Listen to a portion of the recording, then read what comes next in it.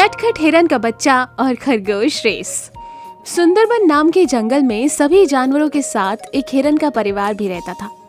हिरन को एक बहुत ही प्यारा सा बच्चा था जिसका नाम मोनू था। वो बहुत ही नटखट और शरारती था। एक बार मोनू खरगोश से मिलकर कहता है, अरे खरगोश, तुम सभी जानवरों से रेस लगाते रहते हो ना। आज मैं तुम्हें रेस लगाने के लिए चैलेंज करता हूँ। हाँ, मुझसे रेस लगाओगे? क्या कहा? अरे नहीं नहीं बाबा, तुम तो अभी बहुत छोटे बच्चे हो, मुझे तुमसे रेस लगाने का कोई शौक नहीं। अरे छोटा किसे कहते हो? ये कहो ना कि रेस लगाने की दम नहीं है तुम में। मोनू की बात सुनकर खरगोश उसके साथ रेस लगाने के लिए तैयार हो जाता है। जब ये बात मोनू की माँ को पता चलती है तो वो मोनू से कहती है, अरे मोनू, ये क्या सुन रही हूँ मैं कि तुम्हारी और खरगोश की रेस होने वाली है। हाँ माँ, सही सुना तुमने। रेस देखने तुम जरूर आना माँ। देखना तुम्हारा मोनू कैसे जीतेगा। बेटा, तुम अभी बहुत ही छोटे हो और रेस कैसे करोगे? मैं तो तंग आ गई हूँ तुम्हारी शरारतों से। मैं नहीं आने वाली तुम्हारी रेस देखने के लिए। और हाँ, जरा संभल कर, रेस की जोश में खुद को चोट मत लगवा लेना। हिरन मोनू को समझाती है, पर मोनू थोड़ा भी नहीं समझने वाला था। दूसरे दिन ही रेस की बात जंगल के सारे जानवरों को पता चल जाती है और वो सारे रेस देखने के लिए आते हैं। खरगोश और मोनू के बीच में रेस शुरू होती है। तब मोनू इतना तेज भागता है कि पूछो मत। खरगोश उसे रोकने की बहुत कोशिश करता है। अरे मोनू, कहाँ भागे जा रहे हो? तुम जीत गए मोनू, रुक जाओ। सामने पहाड़ है मोनू, रुक जाओ। पर मोनू थोड़ी ही सुनने वाला था। वो तो पूरी धुन में भागे जा रहा था। भागते भागते उसने जंगल पार कर लिया, खेत भी पार कर लिए, और कब उसने नदी पार कर ली उसको कुछ पता ही नहीं चला। मोनू जाकर पहाड़ की चट्टान पर टकरा गया और गिर गया, जिस वजह से उसके पैर में चोट लग गई। तब मोनू रोने लगा। माँ, माँ, मेरा पैर टूट गया माँ।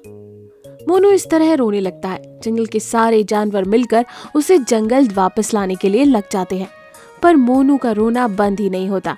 तभी बंदर वहां आता है और कहता है, अरे ओ मोनू, ऐसे नहीं रोते। रुक, मैं अभी तुम्हारे पैरों में मसाज कर देता हूँ, तुम्हारा दर्द गायब हो जाएगा। बंदर ऐसे कहते हुए मोनू के पैरों को सहलाने लगता है, पर फिर भी मोनू रोना बंद नहीं करता। फिर वहां भालू दादा आते हैं और कहते हैं, अरे मेरा बच्चा, मत रो, भूख लगी है, आओ मैं तुम्हें खाना खिलाता हूँ। भालू दादा ऐसा कहकर मोनू को अपनी गोद में बिठाकर खाना खिलाते हैं, पर मोनू अभी भी चुप नहीं होता। रोते ही रहता है कि तभी वहां पर एक सियार आता है और वो कहता है, मोनू, ऐसे थोड़े ही चुप होगा ये। अब देखो मेरा नाच देखकर कैसे चुप होगा मोनू। सियार मोनू के सामने कुछ नकल करते हुए नाचने लगता है ताकि वो हंसे और उसका रोना बंद हो जाए। लेकिन वो तो मोनू था, वो इसमें भी चुप नहीं हुआ। अब धीरे धीरे सारे जानवर इकट्ठे हो गए और परेशान होने लगे कि मोनू को कैसे चुप कराया जाए। तभी बंदर कहता है, अरे इस मोनू को तो इसकी माँ ही चुप करा सकती है। कोई जाकर इसकी माँ को बुला कर लाओ। बंदर ऐसा कह ही रहा था कि तभी मोनू की माँ हिरन वहां पर आ जाती है और मोनू को पास लेकर प्यार से कहती है, अरे मेरे बच्चे को किसने मारा? मेरा बेटा तो बहुत मजबूत है, बस इतना सा पत्थर लग गया और जोर से रो रहा है। माँ के पास आकर मोनू थोड़ा चुप हो जाता है। तब फिर से हिरन कहती है, मेरे बेटे को मारने वाले पत्थर को चलो हम दोनों मिलकर मारते हैं, ताकि उसे भी पता चले कि मोनू को कैसे मारा उसने और मोनू कितना मजबूत है। तब मोनू अपना रोना बंद करता है और अपनी आंखों को पोंछते हुए माँ से कहता है, माँ, मैं सच में पत्थर से भी ज्यादा मजबूत हूँ और मुझे कुछ नहीं हुआ। पर माँ, अगर हमने पत्थर को मारा तो उसे लगेगी ना, फिर उसका रोना शुरू हो जाएगा। हमें उसे नहीं मारना चाहिए माँ। मोनू की ये बात सुनकर उसकी माँ हिरन हंसने लगती है और उसके साथ साथ भालू, बंदर, सियार और बाकी के जानवर मोनू की नटखट बातों पर जोर से हंसते हैं।